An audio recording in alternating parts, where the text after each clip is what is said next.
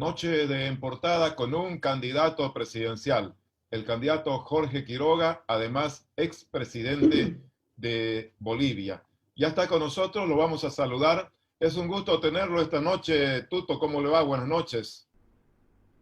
Muy bien, Tufi, muy buenas noches. Un saludo a Isabel, a Michelle. Un gusto estar en el programa Portada acá con ustedes en esta noche. Gracias, Tuto. Voy a comenzar con la primera pregunta que tiene una relación con la coyuntura, porque ha sido parte de la agenda informativa de las últimas horas esta especie de cruce en relación a quién es el responsable en Bolivia de haber frenado al movimiento al socialismo y haber generado que Evo Morales se vaya del país. Se están atribuyendo méritos la presidenta Áñez, se está atribuyendo méritos Carlos Mesa, se les están otorgando méritos a Camacho. En ese sentido, hemos entrado a un cruce verbal que parecería estar más bien desgastando a este bloque anti-MAS o anti-Evo. En ese sentido, quisiera conocer si usted cree que esta especie de cruce verbal termina o no beneficiando más bien al MAS, y aprovecho para preguntarle cuál es realmente la responsabilidad suya también en haber frenado el avance del movimiento socialismo acá en Bolivia el fin de año pasado. Gracias, Tufi. Yo lo que he dicho y lo sostengo y reitero siempre, hay dos fases y así veamos quién ayudó a que tengamos los desenlaces en cada una de estas dos fases. Primero, la renuncia de Evo Morales, la expulsión de Evo Morales. Eso fue producto de una masiva, épica movilización ciudadana de la juventud que despertó con pititas en mano en todos los puntos del país, que contagiaron entusiasmo a todo Bolivia. La policía se rebeló porque no querían ser los GPS de unos cocaleros que matan a un muchacho Limber en Cochabamba, matan a 2 personas en Montero. Bolivia se pone de pie y toda la ciudadanía se moviliza. Y eso, te reitero, contagia incluso a estamentos policiales cansados de abusos de 14 años. El segundo elemento para la expulsión es la auditoría de la OEA, que fue determinante. Llegó el resultado de esa auditoría 10 de noviembre en la mañana y Evo Morales a los pocos minutos anula el fraude, convoca nuevas elecciones y destituye a los vocales. La indignación sigue creciendo y termina renunciando. Esa es la expulsión, movilización y la auditoría de la OEA. Después, el segundo paso era la sucesión constitucional, evitar aventuras, evitar gobiernos cívicos militares. ¿Y quién hizo eso? Fue el respeto a la Constitución. Y si a alguien hay que agradecer en la primera fase es a la ciudadanía movilizada y a la OEA por la auditoría. En la segunda fase, a Monseñor Scarpellini, Dios lo guarde, a la comunidad internacional, Unión Europea, Naciones Unidas, que ayudaron a encontrar lo que pedimos y trabajamos para hacer realidad, la sucesión constitucional. Mucha gente aportó, pero esos son los méritos centrales. Y sobre el tema de la auditoría, yo tenía la ventaja que cuando todos la criticaban, porque Almagro fue al Chapare y yo me agarré la gresca con Almagro furibunda porque fue a bailar al Chapare, pero tenía yo la ventaja de haber hecho una auditoría electoral presidiendo la misión de la OEA en Honduras y no se reconoció el resultado allá. Sabía de la competencia, profesionalidad del equipo de auditoría que vino acá. Nadie más la respaldó, fue rechazada por el candidato Carlos Mesa, mucha gente la cuestionó, me llenaron de insultos, pero finalmente celebro que se publicó la auditoría y que la gente movilizada logró que el tirano renuncie, que se vaya y que hagamos una sucesión constitucional que, por cierto, está siendo muy larga. Tuto, buenas noches. Una Buenas noches. consulta. Usted ha tenido una pugna con medios y encuestadores que supuestamente habrían dado datos manipulados. Si bien no se puede hablar en ese momento de porcentajes, pero ¿qué proyección tiene usted? ¿En qué lugar de la contienda electoral cree usted que se encuentra? Isabel, yo nunca he comentado encuestas ni las comento. Sí, cuando vemos temas de metodología, las observamos, verás una larga carta de casi 30 páginas que el equipo está enviando al Tribunal Electoral. Yo lo que sí sé, y tenemos los datos, como tú dices, si los comento me autoinhabilito, como dicen en las películas, y sí sabemos lo siguiente, la gente, la mayor preocupación después de la crisis del coronavirus, que ya lleva un tiempo, y la gente tiene cierta resignación porque ve por la corrupción de respiradores, por la falta de pruebas, las dificultades que se tienen y la preocupación que domina en la sociedad boliviana es la parte económica y está buscando un gobierno que le dé respuestas económicas. Hay gente que no comparte con el autoritarismo del MAS. Hay gente que quiere dejar de lado las divisiones. Son las tres vertientes centrales y yo por eso he entrado en esta campaña, porque no se le dijo la verdad a Bolivia sobre lo que pasaba con la economía en la campaña del año pasado. En enero, febrero, yo empecé no con una sigla, no con una consigna, no con un nombre, con una propuesta clara, garantizar estabilidad económica, salvar el sistema financiero, evitar sobresaltos cambiarios, iniciando el nuevo gobierno con 8.000 millones de dólares para reponer el hecho de que el MAS separó el gas, quemó reservas internacionales, nos dejó endeudados con déficit dual fiscal y corriente. Vienen tiempos muy complicados y la crisis más grande económica en 20 años. En enero yo sabía eso y lo propuse de esa forma. ¿Para qué? Para arreglar la economía y proyectar la Bolivia del futuro, Isabel. Corazón integrador, verde, sostenible, digital. Manufacturamos acá las baterías de litio. Las empresas serán propiedad de todos los bolivianos. Hicimos una propuesta completa para atraer adhesiones. Le hemos dicho siempre la verdad a la gente. Ahora, ya nadie duda que vienen enormes dificultades económicas. Y el único proyecto, el único candidato con la capacidad, con la credibilidad, con la experiencia, con las relaciones internacionales, para salvar la economía y proyectar la Bolivia del futuro, corazón verde digital. La única candidatura con la firmeza y la garantía de que los autoritarios no vuelven más. Y uniendo aymaras y quechuas es el proyecto que tenemos. Y con todo respeto, ahora sí se empieza a escuchar voces que manifiestan preocupación de la economía. Ahora, don Carlos Mesa, después de que el año pasado decía que todo estaba bien, que Arce era un gran ministro, dice que viene la UDP. Pues conmigo no viene la UDP. Yo soy el único en campaña que ha enfrentado la crisis económica regional más dura que hubo en este siglo hasta la que está llegando en estos meses, la del 2001-2002. Gente en Argentina, en Brasil, en Venezuela enfrentó corralitos, perdió depósitos, había feriados bancarios, la hiperinflación se los desbordó. Acá, en medio de eso, mantuvimos a Bolivia creciendo, salvamos sistema financiero, nadie perdió sus ahorros, nadie vio licuada su jubilación, depósitos. Es la principal tarea del próximo gobierno. Y si no se reconstruye la economía, Isabel, sucede lo de Argentina o Nicaragua. Llega la nostalgia y bonanza económica de los años buenos y eso potencia a Evo Morales y el MAS. Nosotros tenemos la capacidad para reconstruir la economía y la firmeza para garantizar que el MAS no vuelva más. Por eso hemos entrado en este ejercicio. Eso es lo que la gente está buscando y tenemos la plena confianza de que el camino a la elección, eso es lo que decantará la preferencia de los ciudadanos.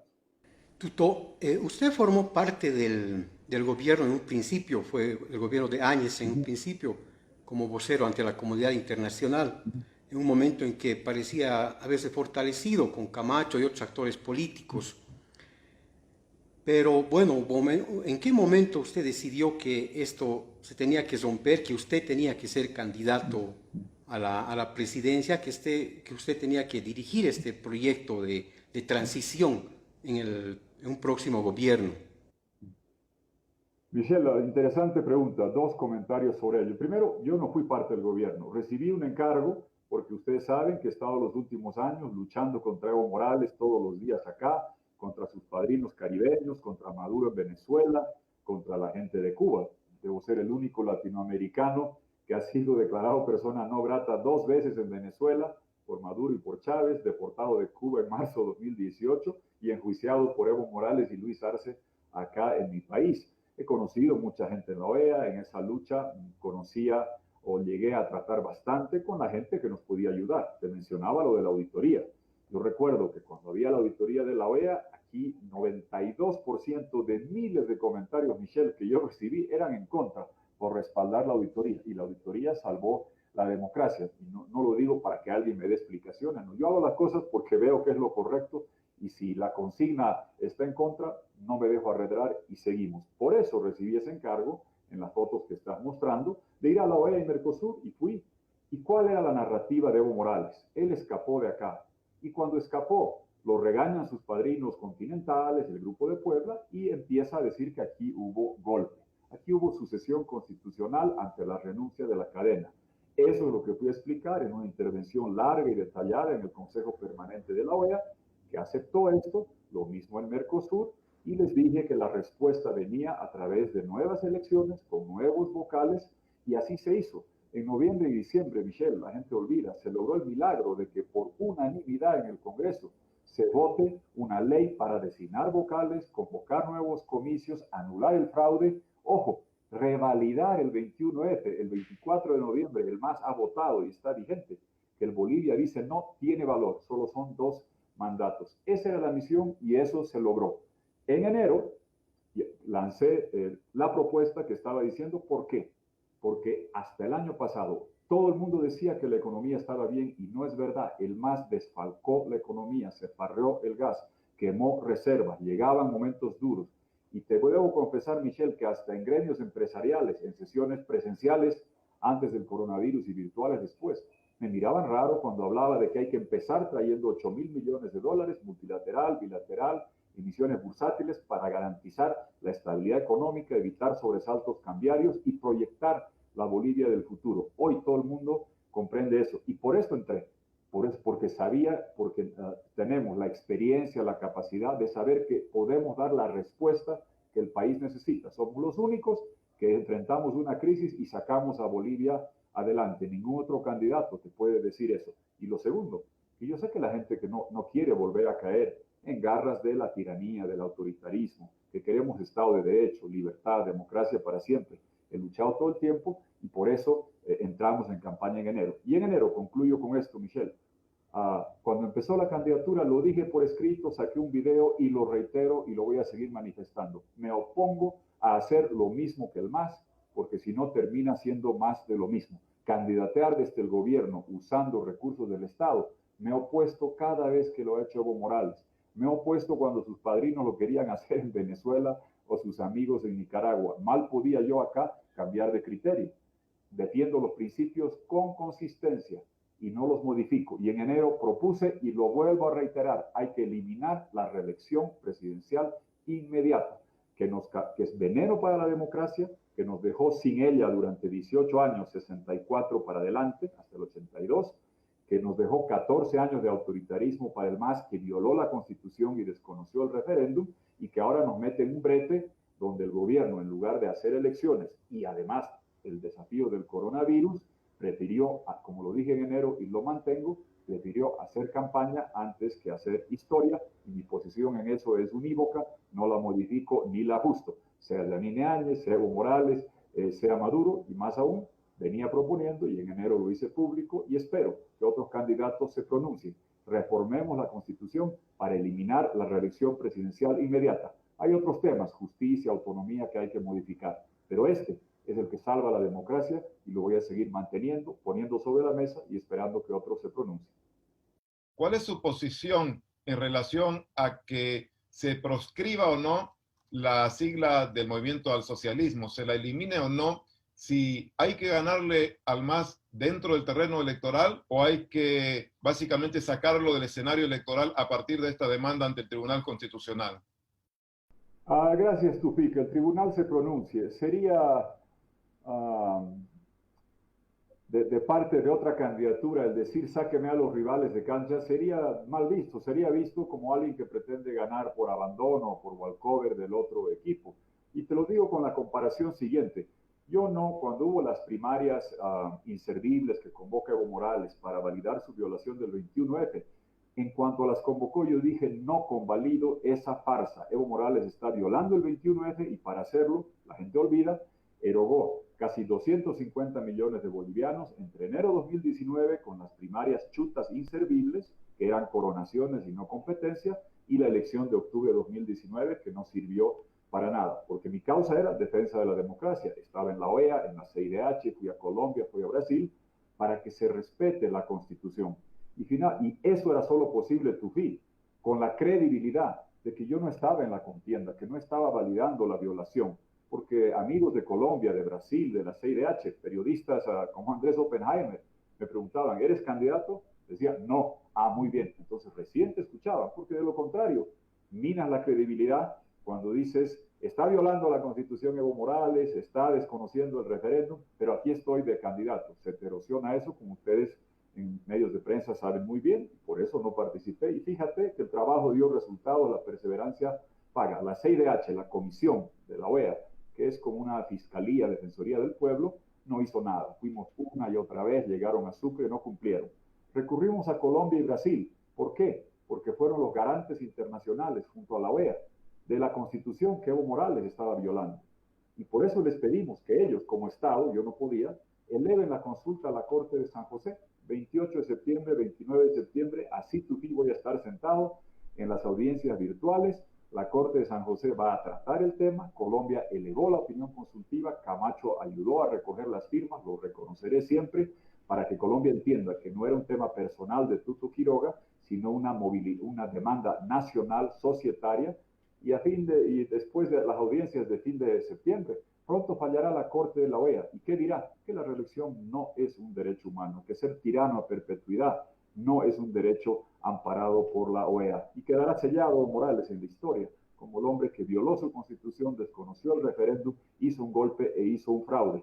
Y ningún otro país caerá en la tentación, como ha sucedido en Nicaragua, en Honduras, de usar fallos judiciales, de un poder judicial servil al tirano de turno para violar la propia constitución. Y a diferencia de Nicaragua, Honduras, aquí es una constitución votada a pedido del interesado Evo Morales el 2009 y los límites de mandatos refrendados en una segunda votación el 21F del 2016. Entonces, eso es lo central sobre la forma en que hay que manejar estos temas. Yo creo que hay que tener credibilidad. Doy esta explicación internacional y te señalo lo mismo, que el tribunal falle sobre el tema del señor Arce, pero sería interesado de parte de uno decir, caramba, elimíneme a los contrarios. Además, hay varios que han hecho esto. Yo no, hay varios partidos que han hecho esto. Si alguien me llamaba y decía, caramba, se bajan 4 partidos y bajan a Arce y demás. Pero eso, salir yo a pregonar eso, sería mal visto. Lo que sí te digo, para concluir, Tuti, algo muy interesante. El señor Arce no va a ser presidente, no van a ser gobierno. Ha venido a ser bancada y va a volver a escapar. Escapó el 6 de diciembre del año pasado a México. Cobardemente salió, perseguido por su conciencia. Va a volver a irse.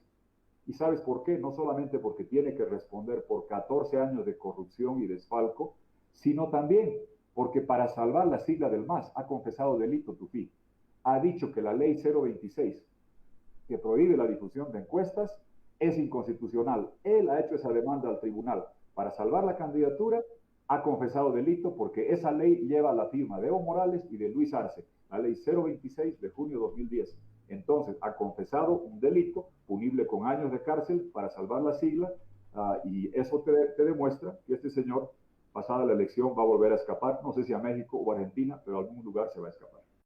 Hoy día estuvimos en una presentación de un estudio de percepción de la ciudadanía, de las emociones de la gente, y la gente se queja de una enorme desconexión de los actores políticos, de los candidatos, con lo que la gente realmente le interesa y quiere.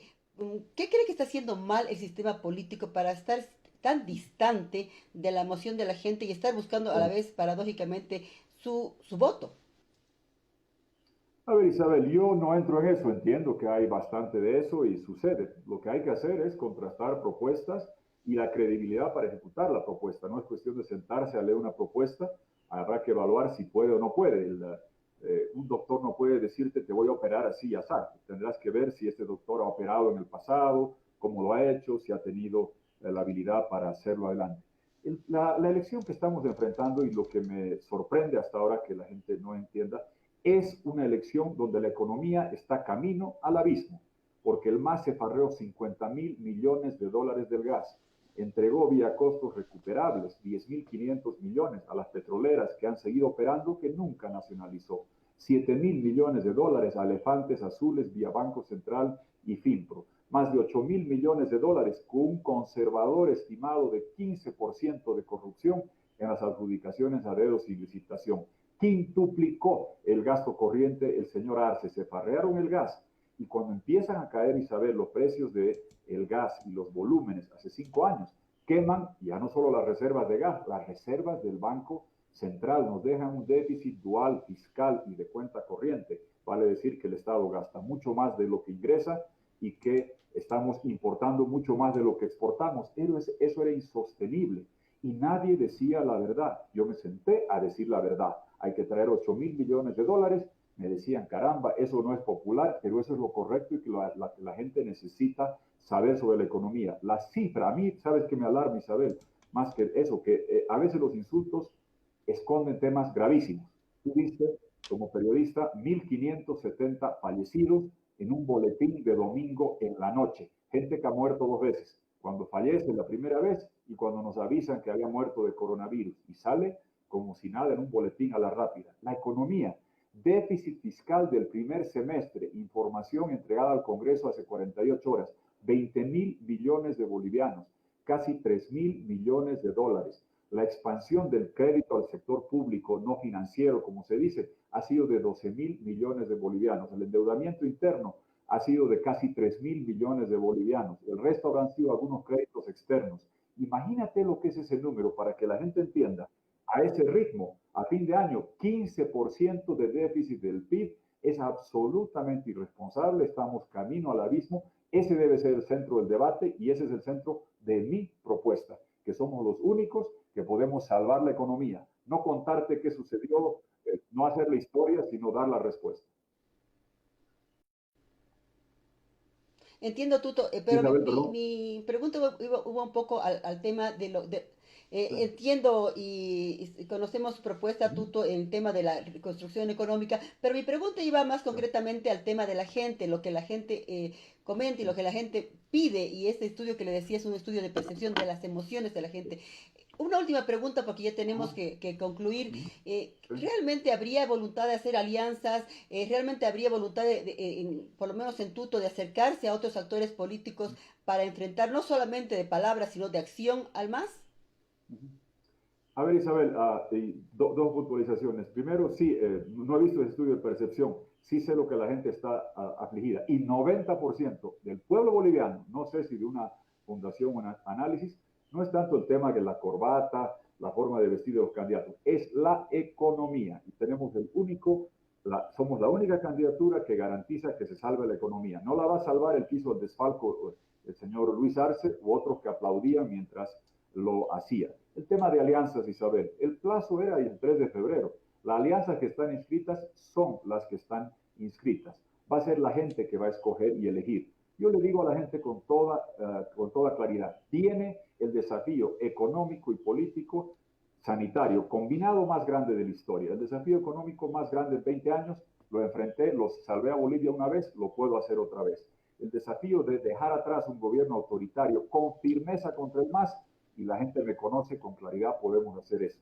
El generar unidad entre aymaras, quechuas, mestizos, así lo hicimos en el Diálogo 2000, mi hermano Lino Vilca, aymara, Tomás Ayarwi, Omar, toda la gente que estamos mostrando, comunidad en lo nacional, con capacidad en lo económico, con firmeza en lo democrático. A eso yo quiero que la gente se sume. Si me muestran un otro proyecto que pueda garantizar que salva la economía de Bolivia, o que tenga firmeza democrática, lo hubiese apoyado. Estoy convencido que somos la alternativa y la única que garantiza esto para llegar al 2025 con estabilidad, con libertad y con prosperidad. Muchas gracias, Tuto. Gracias por sus comentarios, gracias por sus respuestas. Cualquier momento lo tenemos de vuelta. Muchas gracias. Muy bien. Hasta pronto.